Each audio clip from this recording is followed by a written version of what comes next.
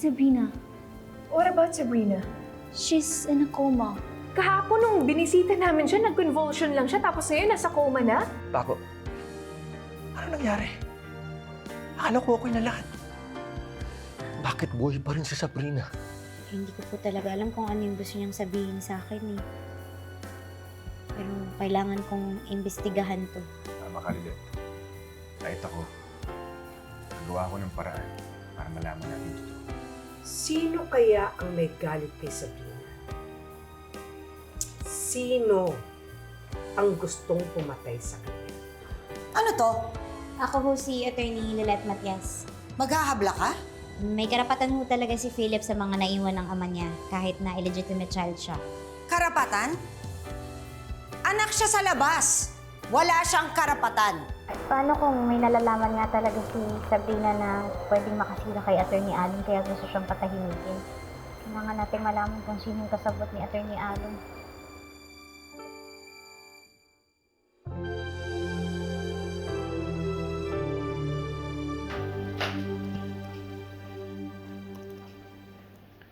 Lilet. Matulog ka na, bebe ko. Ikaw ha?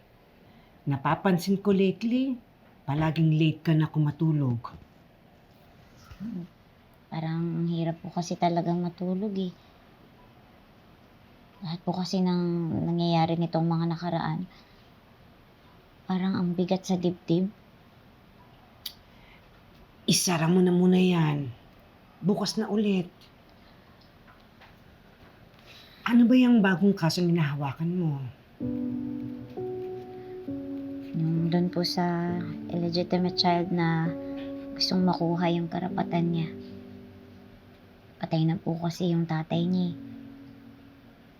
Alam mo, Tinang, ang swerte ko po talaga kay Tatay Ramir. Kasi kahit hindi ko po hangad yung mamanahin ko sa kanya, yung ginawa niya, sinama niya pa rin ako sa last will and testament niya. Para hindi kami mag-away ni Trixie sa mamanahin sa kanya. Mabuti nga at natauhan din si Sir Ramir. Anak, masaya ako at nakuha mo yung karapatan mo bilang anak niya. Sana, no? Kung naayos din ni Attorney Meredith ang lahat, siguro maayos kayong dalawa ni Ira. Anak, tama na yan. Ha? Matulog na tayo. Ipahinga mo rin yung utak mo, ha? Sige po, basta tabi tayo, Tinang ah. Ayoko. Sige po. Siyempre naman. Ikaw pa ba?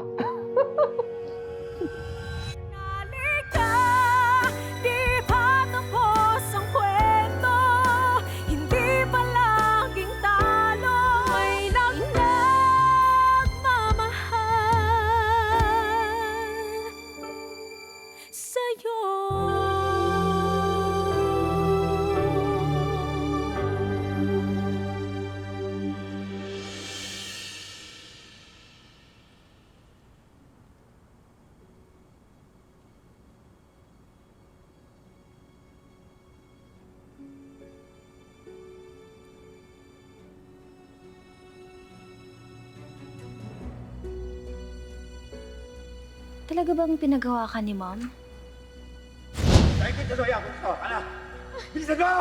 I had him make another one. Just exactly as the one they got from you. Pero bakit? Bakit parang ito pa rin yun? Wala akong nararamdaman na bago. Parang ito lang din yung kinuha ng hold-upper. Teka, di ba yan yung relo na kinuha ng hold-upper sa'yo? Parang yung watch ni Attorney Renan na suot niya. Parehong-pareho din sa kinuha ng hold-upper. Ano bang totoo, Mom? Attorney Allen.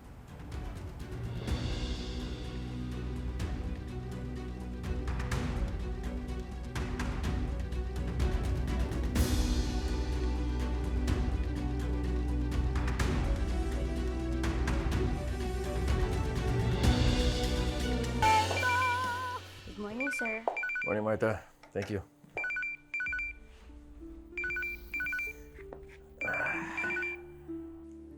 Why are you not picking up, Attorney Alon? Aga-aga pa, Patricia. Ba't tumatawag ka? Huwag mo nga akong artehan. Renan, bayaran mo na yung tauhan ko. Alam mo, may utang ka pa nga sa akin na hindi mo binabayaran. Pagkatapos ngayon, ayaw mong bayaran yung tauhan ko? Yung mga tauhan mong puro palpak. Sila ba? Siguro kaya kami namalas. Kasi hindi ka marunong tumupad sa bayaran. Ate Sheila, si Mom? Nandun sa room niya. Kasama niya si Dad? Ay, si Sir Ramir nag-golf. Thank you. Tama na yung pagbabanta mo sa mga tauhan ko. Alam mo ikaw, kaya mo binabantaan tong si Mellard para hindi mo siya bayaran. Eh nakikinabang ka rin naman sa kanila, di ba? Stop messing around. You even dragged Vivian and Paco into this just to silence your secretary? Unbelievable! Look what's happening now, Attorney Anon. Your failures are spiraling out of control. Kung ayaw mong lumala ito, Anon, magpakatino ka na. Bayaran mo na ito at linisin mo na ang kalat mo. Attorney, naturingan kang isang abogado, dapat matalino ka, pero palpak ka. Tapos doon, dinamay mo pa ako. Hindi pa ka mahuli ng anak ko dahil dun sa necklace.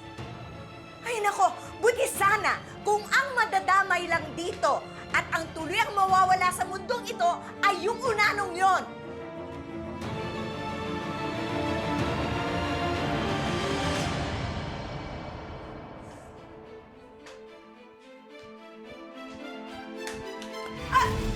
Hey!